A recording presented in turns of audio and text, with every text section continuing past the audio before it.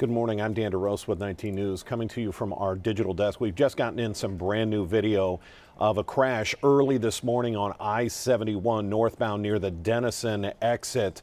It's a video like this that you watch and you'll see it for yourself and you're going to step away and say, how did no one die from this, including the driver who's now charged with driving under the influence. It happened at about 1 o'clock this morning early. What I'm going to do is I want to show you just very quickly the actual crash itself before we show you sort of the full scenario of what happened, because it is just jarring to see this.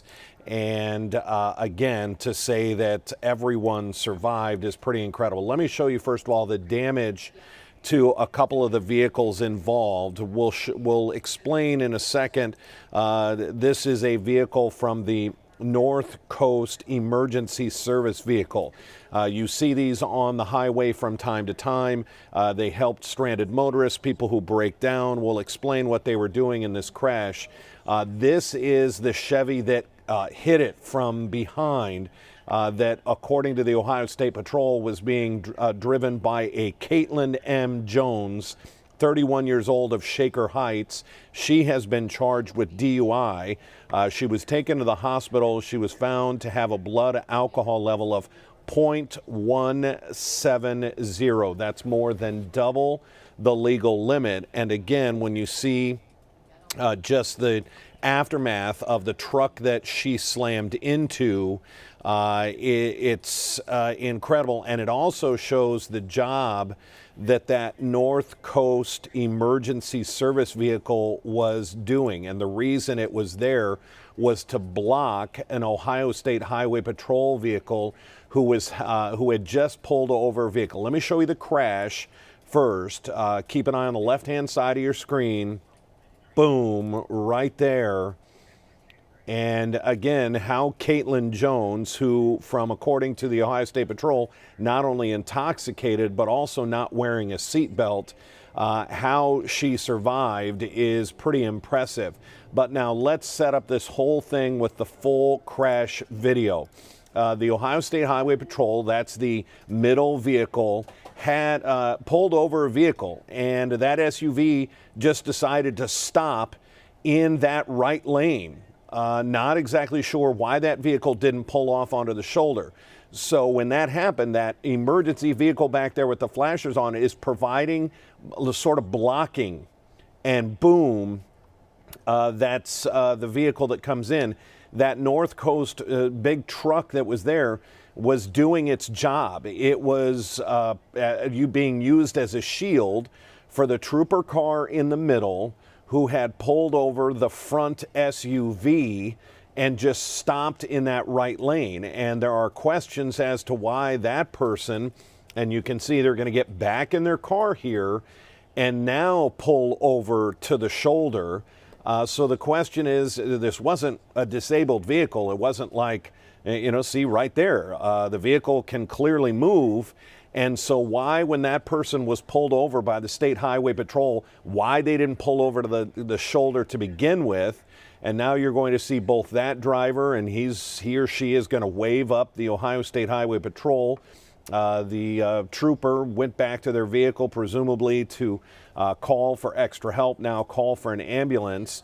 And you'll see them come up here in just a second and pull out the Caitlin Jones out of that destroyed Chevy Trax. Now, we should say that Chevy Silverado that was the North Coast Emergency Service Vehicle was being driven by a Rufus Kilpatrick. He was in the truck at the time that crash happened, and we're being told he received minor injuries. But that's exactly what he was there to do. As we see the trooper now approach the vehicle, he was there to be used as a blocking or a shield for the Ohio State Highway Patrol trooper vehicle. And I'm going to start that video over again now that you're a little bit orientated. So that front vehicle, the black one, the SUV, that's the vehicle that had been pulled over by the trooper. The trooper is the vehicle behind that. You can see the bright light on it. And then it's the North Coast Emergency Service Vehicle with the flashing lights that is full on in that right lane, But here comes Caitlin M. Jones. We're being told at a high rate of speed. There is no slowing whatsoever. There did not appear to be any braking. Let's watch it again. It's not like that vehicle is slowed down. It does appear to maybe drift into the next left lane, but not by much when that collision happens. Again, I'll say it as I said at the top of this. How did everyone survive this, especially Caitlin Jones, who, according to the Ohio State Highway Patrol, when she collided with that emergency service vehicle, was intoxicated, blood alcohol level of 0.170. The legal limit is 0.08. So if you're at 0.17, you're over 2 times the legal limit, now facing OVI charges. She'll be cited through the Cleveland Municipal Court for a number of charges, assuring a clear distance, OVI, a high test OVI, and driving with a suspended license. I'm going to show you the pictures of the vehicle from the ground. Again, this is the truck that she collided with. This is the emergency service truck. You can see the back right end shows the majority of the damage, which does say that at least at maybe the last second, sort of, she tried to get left. Doesn't appear that she slowed down at all. But it does appear that she clipped the back driver portion of that truck. And here is what is left of her Chevy Trax, just completely mangled metal there.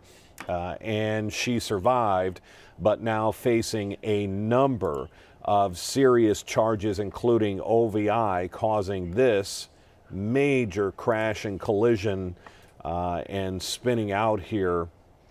Again, this was at about 1:16 this morning, early morning, and the pictures just show the dangers of driving while intoxicated, not only for the driver, but emergency service personnel, the first responders that are out there on our road at that time of night. That has to be just a terrifying job, knowing that at 1:16, 1 o'clock, 1:30, 2 in the morning, the potential for drunk drivers is apparently pretty high. Wanted to bring you this video. This just happened this morning. We just got the video in from, I believe we've got that from ODOT to wrap that story up. If we have any other news that breaks, any new video, any news conferences, it'll be right here on our digital platforms. Otherwise, make sure you catch us on our 11 o'clock news on CW43 and our noon news on Channel 19. Until then, I'm Dan DeRose with 19 News. Have a good morning. 19 News is everywhere. Download our CTV apps